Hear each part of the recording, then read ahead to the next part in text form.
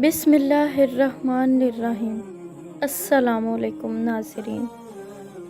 بصرہ میں ایک انتہائی حسین و جمیل عورت رہا کرتی تھی۔ لوگ اسے شوانہ کے نام سے جانتے تھے۔ ظاہری حسن و جمال کے ساتھ ساتھ اس کی آواز بھی بہت خوبصورت تھی۔ اپنی خوبصورت آواز کی وجہ سے وہ گائیکی اور نوحہ گری میں مشہور تھی۔ بصرہ شہر میں خوشی اور غمی کی کوئی مجلس اس کے بغیر ادھوری تصور کی جاتی تھی۔ یہی وجہ تھی کہ اس کے پاس بہت سا مال و دولت جمع ہو گیا تھا۔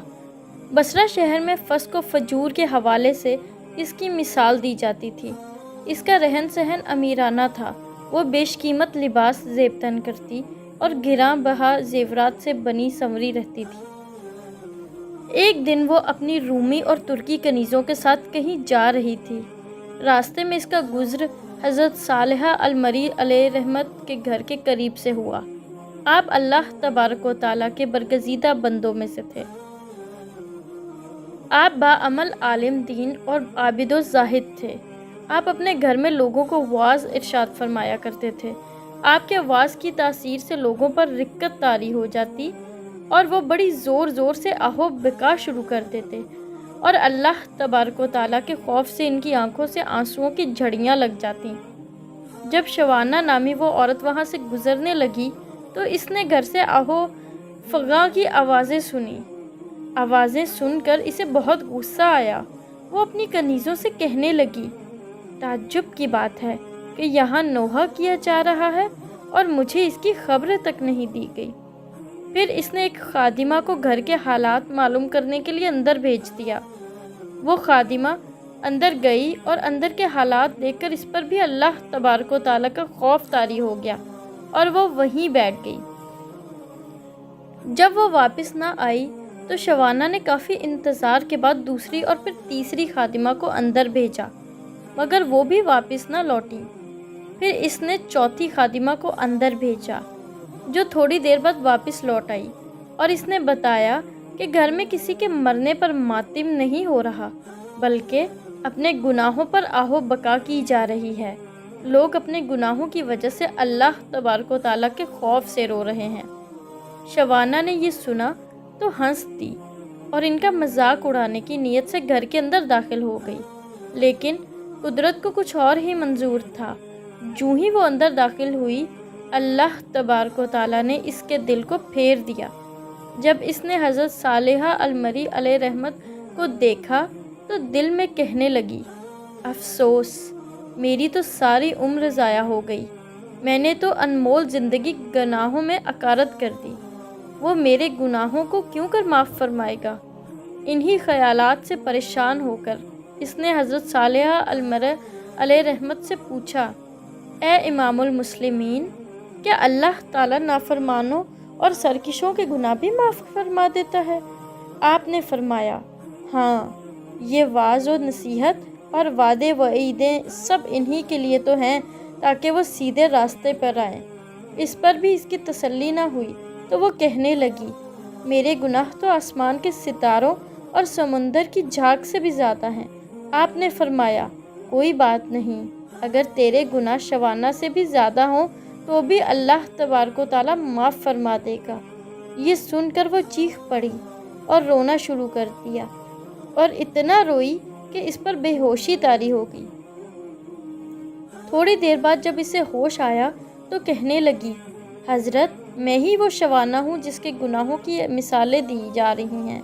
پھر اس نے اپنا قیمتی لباس اور گراں قدر زیور اتار کر پرانا سا لباس پہن لیا اور گناہوں سے کمایا ہوا سارا مال غربا میں تقسیم کر دیا اور اپنے تمام غلام اور خادمائیں بھی آزاد کر دیں۔ پھر اپنے گھر میں مقید ہو کر بیٹھ گئی اور شب و روز اللہ عز و جل کی عبادت میں مصروف رہتی اور اپنے گناہوں پر روتی رہتی اور ان کی معافی مانگتی رہتی۔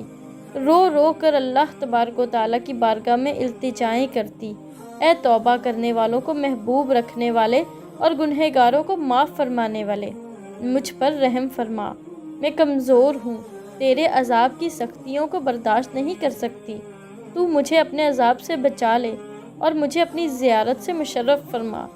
اس نے اسی حالت میں 40 سال زندگی بسر کی اور انتقال کر گئی۔ اسی طرح کا ایک اور ایمان افروز واقعہ ملاحظہ فرمائیں۔ حضرت بشر حافی رحمۃ العالمین کے بارے میں بتایا جاتا ہے کہ یہ بہت بڑے شرابی تھے، خود بھی شراب پیتے اور دوسروں کو بھی پلاتے۔ ان کے 12 شراب خانے تھے جن میں ہر وقت جام گردش میں رہتی تھیں۔